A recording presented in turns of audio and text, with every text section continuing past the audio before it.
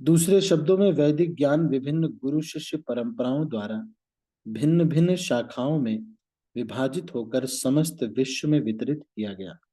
अतः वेदों के परे स्वतंत्र ज्ञान का दावा कोई नहीं कर सकता। इस प्रकार अज्ञानी जन समूह पर अत्यंत कृपालु ऋषि श्रील व्यासदेव ने वेदों का संकलन किया, जिससे अल्प बुद्धि वाले मनुष्य भी उनको आत्मसात कर सके।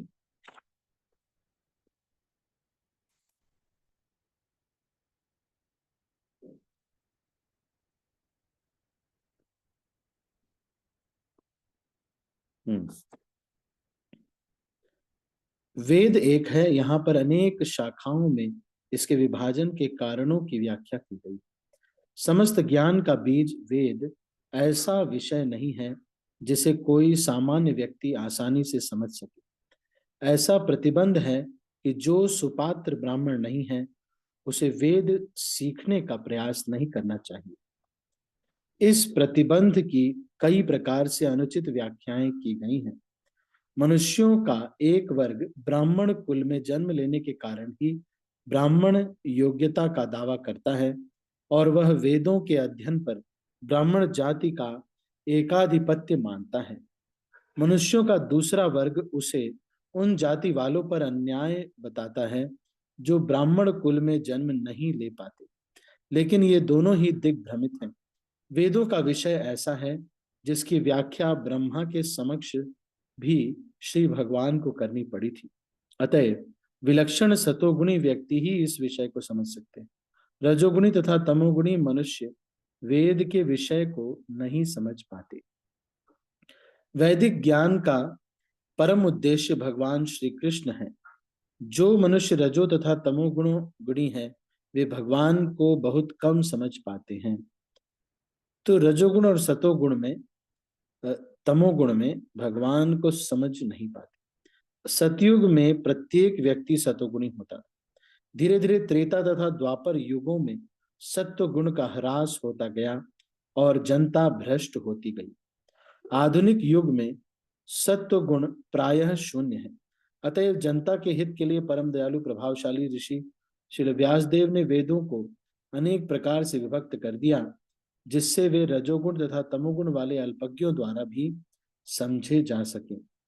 इसकी व्याख्या अगले श्लोक में की गई है। अगला श्लोक पढ़ते हैं। स्त्री शूद्र द्विज बंधूनाम त्रयी न श्रुति गोचरा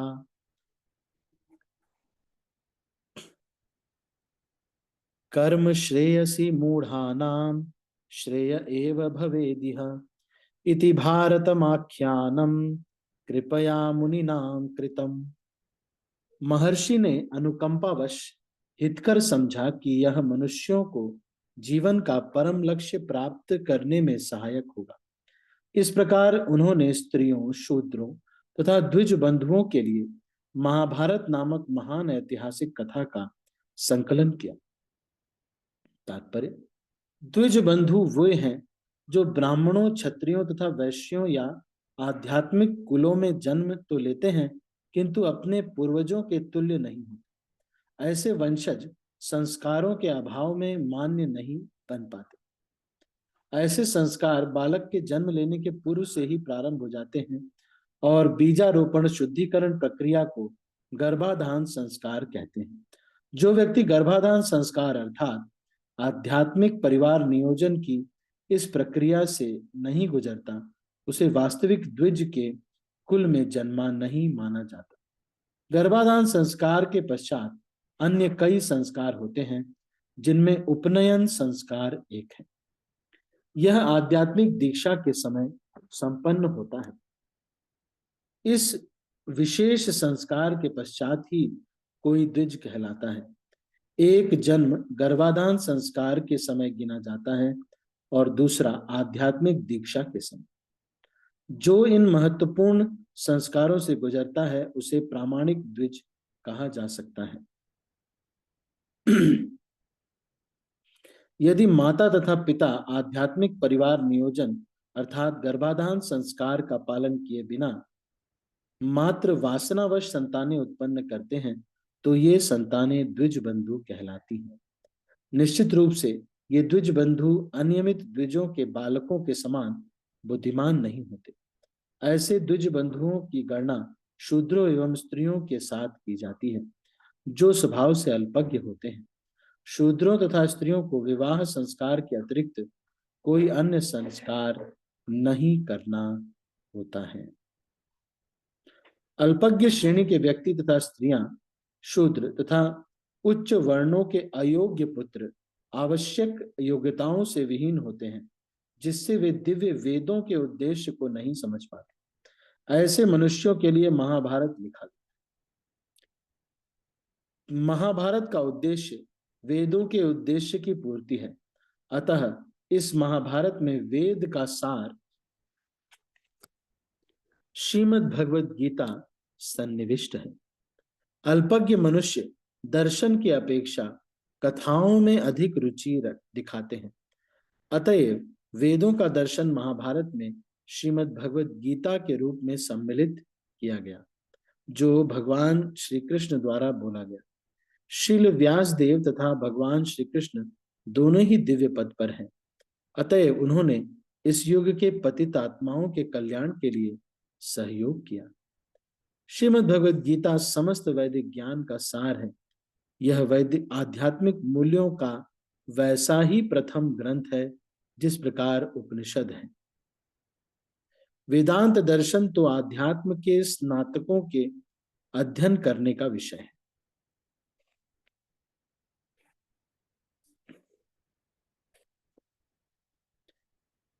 अध्ययन करने का केवल स्नातकोत्तर आध्यात्मिक छात्र ही आध्यात्म या भगवत भक्ति में प्रवेश कर सकते हैं। यह एक महान विज्ञान है और इसके परम आचार्य श्री चैतन्य महाप्रभु के रूप में स्वयं श्री भगवान हैं। उनके द्वारा शक्ति प्रदत्त मनुष्य ही दिव्य भगवत भक्ति में अन्य व्यक्तियों को दीक्षित कर सकते हैं।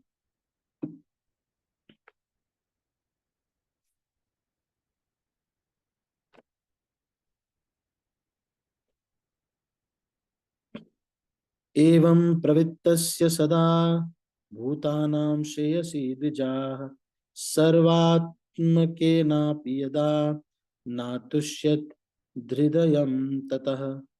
हे द्विज ब्राह्मणों, यद्यपि वे समस्त प्रजा के समग्र कल्याण कार्य में लगे रहें, तो भी उनका मन संतुष्ट नहीं हुआ। तो ये किसके बारे में बता रहे हैं कि नारद मुनि के पास श्रील व्यास देव आ रहे हैं और व्यास देव ये कह रहे हैं, क्या कह रहे हैं, कि उनका मन संतुष्ट नहीं हुआ। तो ये पहले स्कंद के चौथे अध्याय का 26वां श्लोक हम पढ़ रहे हैं।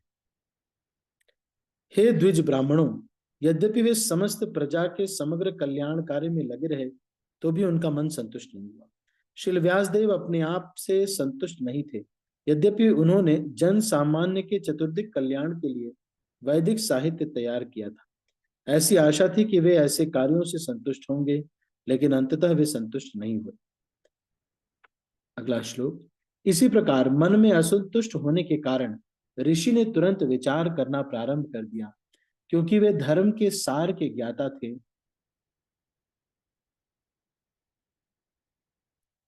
और उन्होंने मन ही मन कहा। तो ये उन्होंने क्या कहा, मन ही मन? ऋषि अपने मन के असंतोष का कारण ढूंढने लगे। सिद्धि तब तक नहीं मिल पाती जब तक कोई हृदय से संतुष्ट न हो। हृदय की तुष्टि को पदार्थ से परे ढूंढने की आवश्यकता है। धृतव्रतेन हि मया छन्दांसि गुरवोऽग्नयः मानिता निर्व्यलीकेन गृहीतं चानुशासनम् भारत व्यपदेशेन ह्याम्नायार्थश्च प्रदर्शितः दृश्यते यत्र धर्मादि स्त्रीशूद्र आदिभिरुप्युत। मैंने कठिन व्रतों का पालन करते हुए वेदों की, गुरु की तथा यज्ञ वेदी की निष्कपट पूजा की है। मैंने अनुशासन का भी पालन किया है। महाभारत की व्याख्या के माध्यम से शिष्य परंपरा को अभिव्यक्ति दी है, जिससे स्त्री शूद्र अन्य द्विजबंधु मनुष्य भी धर्म के मार्ग का अवलोकन कर सकते हैं। तात्पर्य, तो अब ये यहाँ पर क्या हो रहा है? क्या ये हो रहा है कि श्रील व्यासदेव सारे शास्त्रों की रचना करने के बाद ये सोच रहे हैं कि मैं संतुष्ट क्यों नहीं। हम्म? कठोर अनुशासनिक व्रत तथा गुरु शिष्य परंपरा का पालन किए बिना कोई भी वेदों के अर्थ को नहीं समझ सकता। अभिलाषी व्यक्ति को चाहिए कि वेदों, गुरुओं तथा यज्ञ की अग्नि की पूजा करे। वैदिक ज्ञान की इन समस्त बारीकियों को क्रमबद्ध रूप में महाभारत में प्रस्तुत किया गया है, ताकि स्त्री वर्ग, श्रमिक वर्ग तथा ब्राह्मण, क्षत्रिय या वैश्य कुलों के अयोग्य व्यक्ति उन्हें समझ सके। इस युग में मूल वेदों की अपेक्षा महाभारत अधिक आवश्यक। तो आज के युग में महाभारत क्यों आवश्यक है पता है आप? इसलिए क्योंकि लोगों को रुचि नहीं है वेद पढ़ने। एक बार मैंने भी वेदों के ऊपर क्लास शुरू किया था, उपनिषदों के ऊपर, है ना। तो स्टार्टिंग में 4 डिवोटीज, 4 लोग ज्वाइन किए। जब पढ़ने लगे तो कुछ दिन तक एक डिवोटी थोड़ा कंटिन्यू की, उसके बाद वो भी नहीं कंटिन्यू, क्योंकि बहुत मुश्किल है वेदों की जो भाषा है। महाभारत में थोड़ा इंटरेस्टिंग हो जाता था कि चलिए कहानी चल रही है उनके साथ, अच्छा ऐसे कर दिया, सारा राज्य छीन लिया, अच्छा ये हुआ, फिर उसमें बीच में भगवत गीता का ज्ञान दे दिया जाता है। केवल सिद्धांत ही सिद्धांत सुनने आजकल लोग नहीं सुनते। तथापि बट में दह्यो यात्मा चैवात्मना विभु असंपन्न इवा भाति ब्रह्मवर्चस्य सत्तमः। तो 30वां श्लोक हम पढ़ रहे हैं, एक पहले अध्याय के चौथे अध्याय के पहले स्कंद के चौथे अध्याय का 30वां श्लोक। वेदों के लिए जितनी बातों की आवश्यकता है, यद्यपि मैं उनसे पूर्ण रूप से सज्जित हूं, तथापि मैं अपूर्णता का अनुभव कर रहा हूं। निसंदेह श्रील व्यासदेव वैदिक उपलब्धियों से परिपूर्ण थे। पदार्थ में डूबे हुए जीव की शुद्धि वेद वर्णित कृत्यों से ही संभव है, लेकिन सर्वोच्च उपलब्धि तो भिन्न है। इसे प्राप्त किए बिना जीव चाहे पूर्ण रूप से सज्जित क्यों न हो, दिव्य स्थिति को प्राप्त नहीं कर सकता। ऐसा लगता है कि श्री व्यासदेव उलझ गए थे, जिसके कारण वे अब व्यासदेव बहुत असंतुष्ट महसूस कर रहे हैं। तो हम सारे ग्रंथों को लिख चुके हैं, बहुत सिद्धियां सब प्राप्त है, लेकिन फिर भी सब कुछ लिपिबद्ध करने के बाद भी बड़े असंतुष्ट महसूस कर रहे हैं। हो सकता है ऐसा इसलिए हो, अब ये व्यासदेव कह रहे हैं, क्या कह रहे हैं? हो सकता है ऐसा इसलिए हो कि मैंने श्री भगवान की भक्ति का विशेष रूप से कोई संकेत नहीं किया, जो सिद्ध जीवों तथा अच्युत श्री भगवान दोनों को प्रिय है। किं वा भागवता धर्मा न प्रायेण निरूपिता प्रिया परमहंसानां त एव हि अच्युत प्रिया। ये श्लोक बहुत महत्वपूर्ण। किं वा भागवता धर्मा न प्रायेण निरूपिता, लगता है मैंने भागवत धर्म को निरूपित नहीं किया, जो कि परमहंसों और भगवान को प्रिय है, इसीलिए मैं असंतुष्ट हूं, ऐसा उनको शंका हो रही। व्यासदेव जिस असंतोष का अनुभव कर रहे थे, वह यहाँ पर उन्हीं के शब्दों में व्यक्त हुआ है। यह असंतोष भगवान की भक्ति में जीव की स्वाभाविक दशा में अनुभव किया गया था। जब तक कोई सेवा की स्वाभाविक दशा में स्थित नहीं होता, तब तक न तो श्री भगवान और न ही जीव पूर्ण रूप से संतुष्ट हो सकते हैं। इन्हें इस दोष का अनुभव तब हुआ जब उनके गुरु श्री नारद मुनि उनके पास आए। इसका वर्णन इस प्रकार हुआ है। तस्यैवं खिलमात्मानं मन्यमानस्य खिद्यतः कृष्णस्य नारदोऽभ्यागात् आश्रमं प्रागुदाहृतम। जैसा कि पूर्व में कहा जा चुका है, जब श्री व्यासदेव अपने दोषों के विषय में अफसोस कर रहे थे, उसी समय सरस्वती नदी के तट पर स्थित कृष्ण द्वैपायन श्री व्यासदेव की कुटिया में श्री नारद मुनि पधारे। तो अब उनके गुरु जी यहाँ पर पधारे। श्री व्यासदेव जिस रिक्तता का अनुभव कर रहे थे, वह उनके ज्ञान के अभाव के कारण न था। भागवत धर्म विशुद्ध भगवत भक्ति है, जहां तक अद्वैतवादी की पहुंच नहीं होती। अद्वैतवादी की गणना परमहंसों में नहीं की जाती, जो संन्यास आश्रम में सर्वोच्च होते हैं।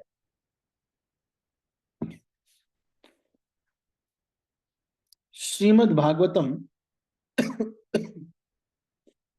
श्री भगवान की दिव्य लीलाओं की कथाओं से पूर्ण है। यद्यपि श्री व्यासदेव शक्त्यावेश दिव्य पुरुष थे, तो भी वे असंतुष्ट थे, क्योंकि उनके किसी भी ग्रंथ में श्री भगवान की दिव्य लीलाओं का ठीक से वर्णन नहीं था। इसकी प्रेरणा भगवान श्री कृष्ण ने सीधे श्री व्यासदेव के हृदय में उत्पन्न की, अतएव उन्हें रिक्तता का अनुभव हुआ, जैसा कि ऊपर कहा गया है। यहाँ यह निश्चित रूप में बताया गया है कि श्री भगवान की प्रेमा भक्ति के बिना सब कुछ शून्य है, लेकिन श्री भगवान की भक्तिमय सेवा में सकाम कर्म या शुष्क चिंतन का अलग से प्रयास किए बिना ही सब कुछ संभव है। तो ये जो फिर श्री नारद मुनि के शुभागमन पर श्री व्यासदेव सम्मान पूर्वक उठकर खड़े हुए और उन्होंने सृष्टा ब्रह्मा के समान उनकी पूजा की। तो ये अपने गुरु को सम्मान दे रहे हैं, नारद मुनि को, और उनकी पूजा कर रहे हैं। विधि का अर्थ है प्रथम सृजित जीव ब्रह्मा। वे वेदों के मूल जिज्ञासु तथा आचार्य भी हैं। उन्होंने सर्वप्रथम भगवान श्री कृष्ण से वेदों को सीखा और सबसे पहले श्री नारद मुनि को पढ़ाया। अतएव आध्यात्मिक गुरु शिष्य परंपरा में श्री नारद मुनि द्वितीय आचार्य हैं। वे ब्रह्मा के प्रतिनिधि हैं, अतएव उनका सम्मान समस्त विधियों के पिता ब्रह्मा के समान किया जाता है। इसी प्रकार श्रृंखला के अन्य क्रमागत शिष्यों का भी सम्मान आदि गुरु के प्रतिनिधियों के समान ही किया जाता है।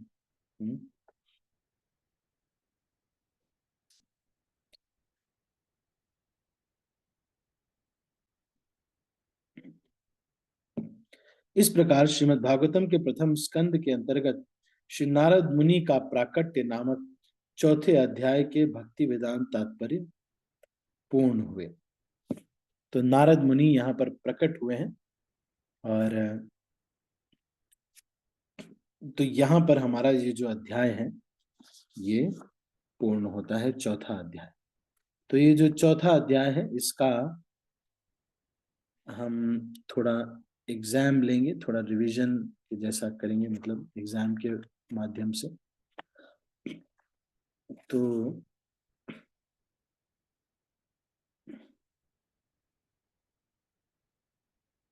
ठीक है, तो अभी इसको यहाँ पर हमने क्लोज किया।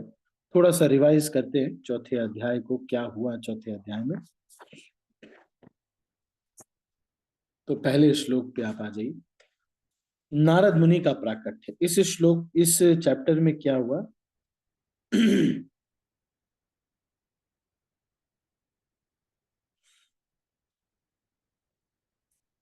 तो शौनक मुनि सूत गोस्वामी को संबोधित करते हुए कुछ कुछ चीजें पहले तो बोल रहे हैं, और अलग अलग प्रश्न पूछ रहे हैं कि किस स्थान पे, किस युग में ये भागवतम हुई थी, और सारे ग्रंथों को कैसे संकलित किया था व्यासदेव ने, और सुखदेव गोस्वामी किस प्रकार से प्रकट हुए थे, और सुखदेव गोस्वामी जो नग्न अवस्था में जब जाने लगे तो वो वाला जो लीला है उसके बारे में पूछा। परीक्षित महाराज के बारे में पूछ करके फिर इन्होंने कहा कि अब सूत गोस्वामी ने उत्तर देना शुरू किया। उन्होंने कहा कि द्वापर युग में के जो, जब उसकी संध्या थी, के बाद जब संध्या थी, उस समय व्यासदेव ने ये सारे ग्रंथों को लिपिबद्ध किया, फिर भी असंतुष्ट रहे, और फिर असंतोष के बाद नारद मुनि वहां पर प्रकट हुए। तो ये हुआ है। तो पांचवा अध्याय जो है वहां पर हम अभी चलते हैं। उससे पहले अभी हम थोड़ा सा इसको याद करेंगे, कुछ श्लोकों को। हम्म,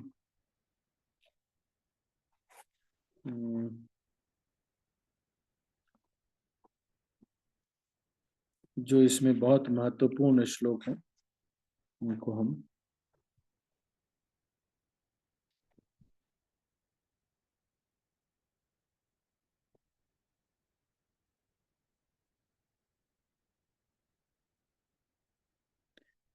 ठीक है, तो मैं इसको श्रीमद् भागवतम के पहले कैंटो के चौथे चैप्टर से। तो चौथे चैप्टर से वैसे तो कोई श्लोक नहीं है जो कि आपको याद करने के लिए होगा, उसमें होमवर्क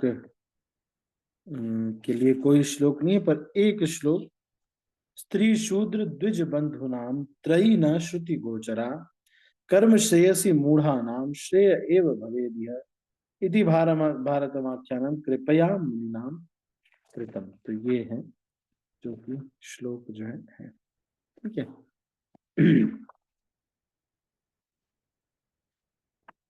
ठीक है, तो यहाँ तक हो गया। किसी के मन में कोई प्रश्न अभी तक की जो चर्चा है, या फिर आपको कैसा लगता है इसके बारे में, आज थोड़ा सा फीडबैक ले लेते हैं। ये चैप्टर अभी हम नहीं शुरू कर रहे हैं, पांचवा चैप्टर।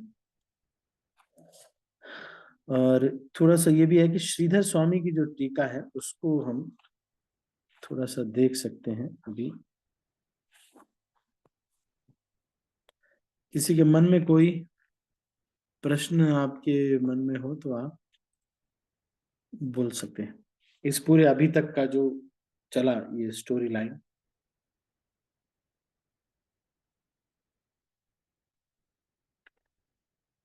तो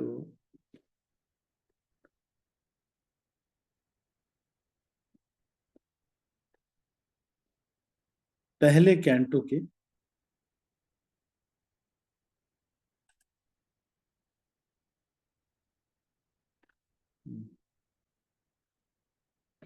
एक मिनट में पीडीएफ से देख लेता हूँ ये।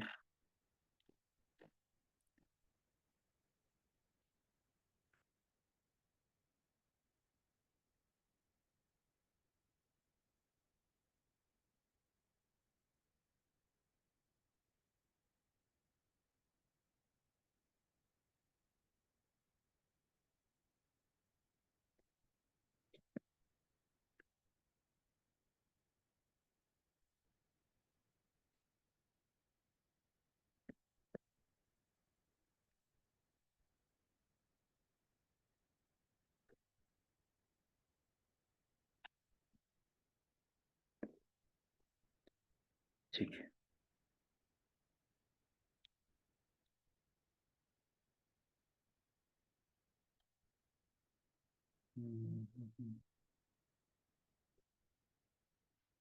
ठीक है, तो हम चलते हैं फर्स्ट कैंटो में।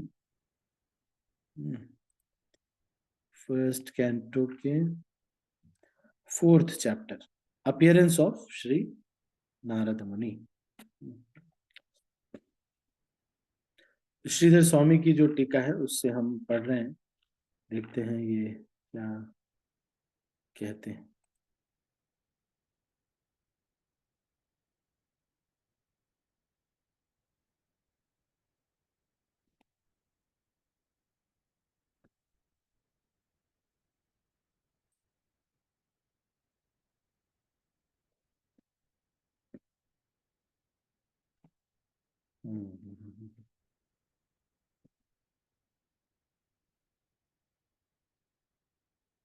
आपके मन में कोई प्रश्न तो नहीं, किसी के मन में अभी तक का जो भी चर्चा हुआ, या अदरवाइज भी कोई मन में प्रश्न आपके, या कुछ आपको लग रहा हो कोई।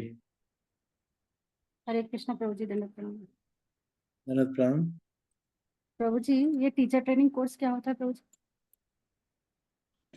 ये जो पढ़ाते हैं उनके लिए ये कोर्स होता है। टीचर्स को कैसे पढ़ाना चाहिए ये वहां पर सिखाते हैं। आप लोग कर सकते हैं, सभी लोग कर सकते हैं, ये छोटा सा कोर्स है। 2-2 दिन का होता है। Teachers training course 1, teachers training course 2। इसमें बताते हैं कैसे स्टार्टिंग में किस तरह से आइस ब्रेकर होना चाहिए, और क्लासेस प्लान आउट कैसे करनी चाहिए, कैसे क्लास लेना चाहिए, इसके बारे में बताते हैं। ठीक है। मतलब प्रभु जी, ये बेसिकली किस चीज के लिए पढ़ाते प्रभु जी ने, मतलब ट्रेन करते हैं वो यही थोड़ा। सब शास्त्र पढ़ाने के लिए, या फिर कुछ भी आपको अगर पढ़ाना है तो उसके लिए ये करते हैं। ये इस कोर्स करना होता है। तो हम लोग जैसे कि teachers training course 1, teachers training course 2, भक्ति शास्त्री। तो जो व्यक्ति ये किया होता है डिसाइपल कोर्स और टीचर्स ट्रेनिंग कोर्स 1-2 किया होता है, तो वो डिसाइपल कोर्स का टीचर बन सकता है। तो भक्ति शास्त्री किया हो, TTC 1, TTC 2 और भक्ति शास्त्री का TTC अगर कोई किया तो भक्ति शास्त्री टीचर बन सकता है इस्कॉन में। और इसी तरह से फिर हर एक कोर्स का एक टीचर्स ट्रेनिंग कोर्स होता है। तो वो जो है यही है वो टीचर्स। तो ये शास्त्रों के लिए है बेसिकली, कैसे पढ़ाना चाहिए कुछ भी। थैंक यू प्रभु ठीक है माता। जी, थैंक यू प्रभु जी। एनी अदर क्वेश्चन या कुछ अगर आपको लगता है। यहाँ पर मैं सोच रहा था कि श्रीधर स्वामी की टीका जो है ये खुल जाएगा, लेकिन ये खुल ही नहीं रहा है PDF। ये बता रहे वेबसाइट अंडर कंस्ट्रक्शन।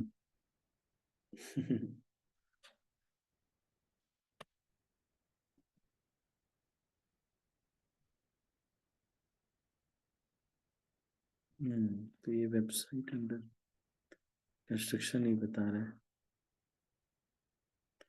अच्छा अभी यहाँ पे चल रहा है।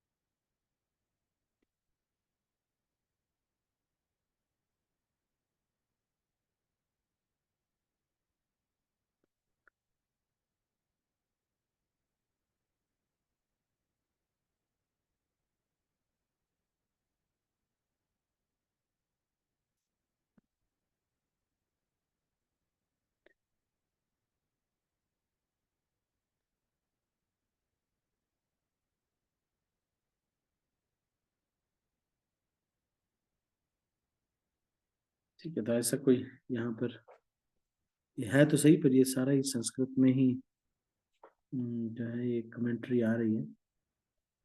श्रीधर स्वामी की कमेंट्री इंग्लिश वाले में बस इतना ही, इंग्लिश वाले में नहीं। क्या तो शुद्ध।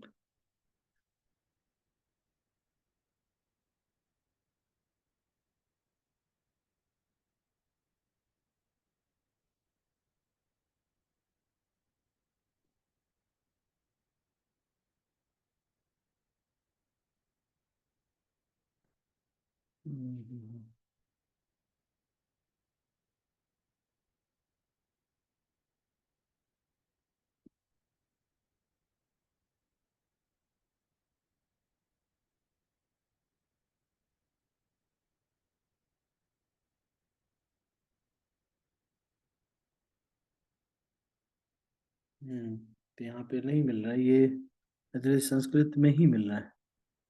ये जो ओरिजिनल था वो पता नहीं कहाँ भी है।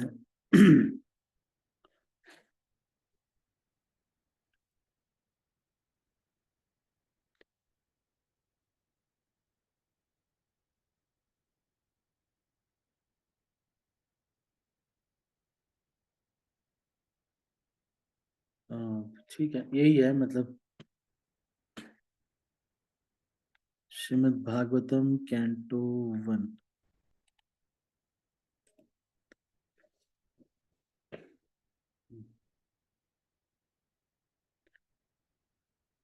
देखते हैं श्रीमद् भागवतम, इसको एक बार।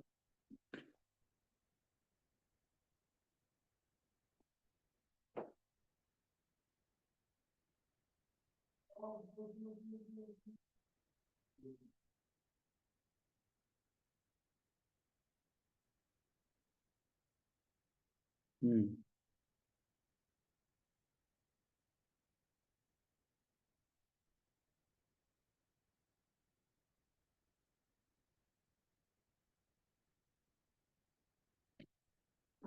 तो इसको अभी यहीं पर हम क्लोज करते हैं। श्रीमद् भागवतम के जो 5वें अध्याय को हम अगले प्रवचन में शुरू करेंगे, पहले स्कंद के 5वें अध्याय को।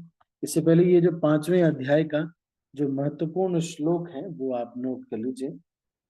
जो मुख्य मुख्य श्लोक हमको पता होने चाहिए, याद होने चाहिए।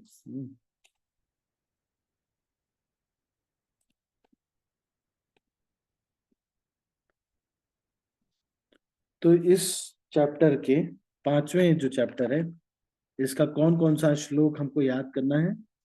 एक तो 10वां, दूसरा 11वां, 12वां, 17वां, 18वां। तो ये 5 श्लोक याद करने इस चैप्टर के, 5वें चैप्टर के। 11वां तद्वाग विसर्गो जनताग विप्लवो वाला, 12वां नैष्कर्ममपि अच्युत भावं वर्जितम त्यक्त्वा सुधर्मम चरणाम्बुजम हरे, और तस्यैव हेतु प्रवृत्ति कोविदो। 1 2 3 4 5। तो इस चैप्टर के 5 श्लोक हैं जो कि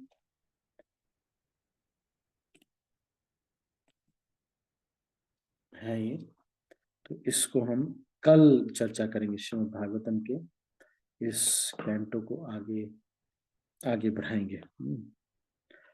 ठीक है, तो अभी इसको हम यहीं पर समाप्त करते हैं। आप सभी भक्तों का बहुत बहुत धन्यवाद। हरे कृष्ण शीला प्रभु माता। जी, धन्यवाद। प्रभु जी, हाँ। हमने ना कुंभ जाना था प्रभु जी, वहां रहने की व्यवस्था हो जाएगी? कब जा रहे हैं आप? कल जा रहे प्रभु जी, 14 जने जा रहे हैं ट्रेवलर करके ना यहाँ इस समय जा रहे, कल निकलेंगे? से। प्रभु जी, कल निकलेंगे यहाँ से ना? यस, हाँ जी, हाँ जी प्रभु जी। प्रभु जी, मेरे हस्बैंड से बात करो जब। प्रभु जी, नमस्कार जी। नमस्कार नमस्कार जी, नमस्कार। हरे कृष्णा। हरे कृष्णा हरे कृष्णा। ऐसा नहीं, कल कल निकलेंगे हम, 14 को वहां पहुंचेंगे। अच्छा, 14 को वहां पहुंचेंगे। हाँ जी, हाँ जी, हाँ जी। तो आपका क्या प्लान है वैसे? केवल स्नान करके आना है या फिर और भी स्नान करके घूमना? आना, फिर वो क्या ना बोले अपना वो काशी विश्वनाथ, वो अच्छा, वहां फिर भी जाना। वृंदा, हाँ फिर अयोध्या, फिर वृंदावन, मथुरा। अच्छा, सारे जगह पे जा रहे हैं। हम्म। तो इस समय एक्चुअली 14 तारीख मतलब कल तक ना, कल परसों तक बहुत हम्म। भीड़ है, अच्छा क्योंकि जी। पूर्णिमा है ना। अच्छा जी। फिर उसके बाद धीरे धीरे ये जो पूर्णिमा है ये थोड़ा छट जाएगी, भीड़ थोड़ा अच्छा जी। कम हो जाएगी। तो हम्म। अगर आप इधर बीच, आपको पूर्णिमा को ही स्नान करना है? नहीं, ऐसा भी कुछ नहीं है, वो हम पहले उधर ही अयोध्या अयोध्या पर मथुरा मुथुरा जाके फिर निकलेंगे वहां, ऐसा कर हम्म लेंगे।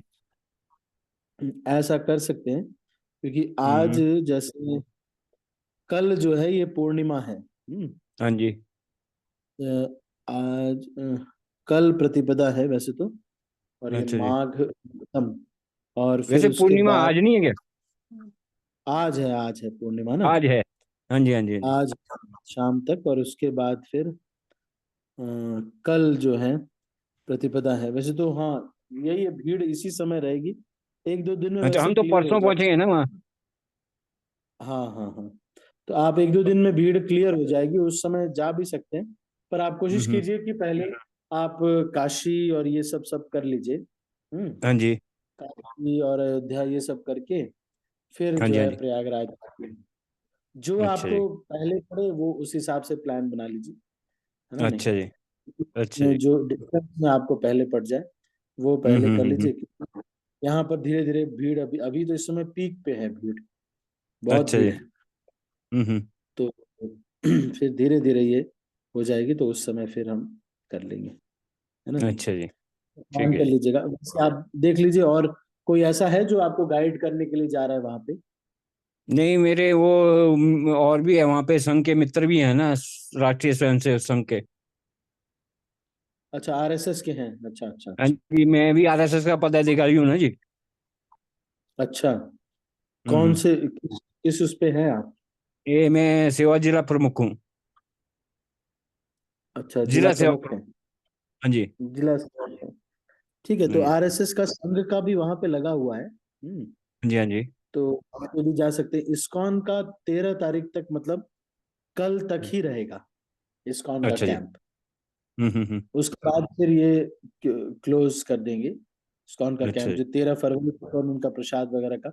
लेकिन उसके बाद भी हम्म। भीड़ थोड़ा कम हो जाएगी, तो आप जा सकते हैं ना, ऐसे प्लान अच्छा कर जी। लीजिए, है ना। नहीं चलो, ठीक है जी। ठीक है जी, कुछ हरे दिक्कत कृष्णा। हो। कोई नहीं, कोई नहीं। ठीक है, ठीक है, ठीक, हरे ओके। कृष्ण प्रभु जी, दंडवत प्रणाम। हरे कृष्णा, दंडवत प्रणाम। ठीक है, ठीक है, तो अभी हम इसको यहीं पर समाप्त करते हैं। आप सभी भक्तों का बहुत बहुत धन्यवाद। कल से हम 5वां चैप्टर, पहले स्कंद का 5वां चैप्टर हम शुरू करेंगे, ठीक है।